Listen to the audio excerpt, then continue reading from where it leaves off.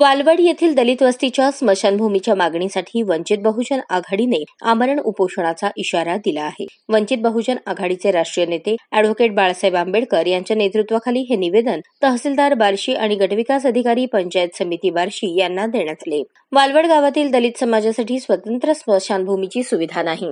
भूमिहीन दलित बांधवांना अंत्यविधी करण्यासाठी खूप अडचणी येत आहेत। 2008 पासून या मागणीसाठी अनेक वेळा प्रशासनाकडे पाठपुरावा करण्यात आला आहे, मात्र प्रशासनाने दुर्लक्ष केले आहे। प्रशासनाने 29 जुलै 2024 पर्यंत मागणी पूर्ण न केल्यास वंचित बहुजन आघाडीचे सर्व पदाधिकारी, कार्यकर्ते आणि वालवड येथील दलित बांधव आमरण उपोषण करतील। या ठिकाणी दलित बांधवांसाठी स्मशानभूमी उपलब्ध नाही। तिथे एखाद्या बांधवाचा मृत्यू झाला तर त्या देहाची अक्षरशः विटंबना होती।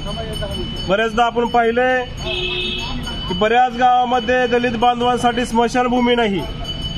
या देशामध्ये जे आम्हाला स्मशानभूमीसाठी दोन अडीच फूट जागा देऊ शकत नाहीत, या सत्तेमध्ये आम्हाला काय वाटा देणार आहेत। म्हणून आम्ही स्मशानभूमीची या ठिकाणी मागणी केलेली आहे। पूर्वी सुद्धा गोकुळ कांबळे या बांधवांच्या पत्नीचा मृत्यू झाल्यानंतर त्यांना अंत्यविधीसाठी जागा मिळाली नाही। त्यानंतर त्यांनी तहसील या ठिकाणी मृत्यूदेह आणला होता अक्षरशः। त्यानंतर सुद्धा प्रशासनाने दखल घेऊन कुठलीही कार्यवाही केली नाही। स्मशानभूमीसाठी त्यांना जागा दिली नाही बांधवांसाठी।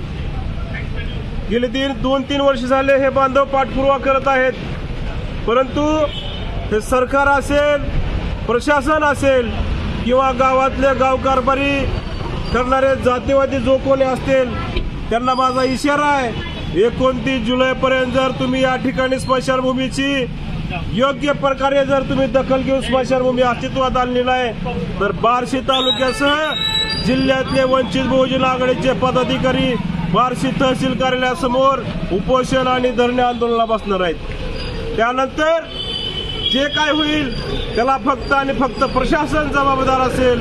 त्यामुळे आम्ही 29 जुलैची डेडलाईन देतोय, हे फक्त प्रशासनाने ध्यानात घ्यावं आणि योग्य ती कारवाई करण्यात यावी अशी मी या ठिकाणी प्रशासनाला विनंती करतो।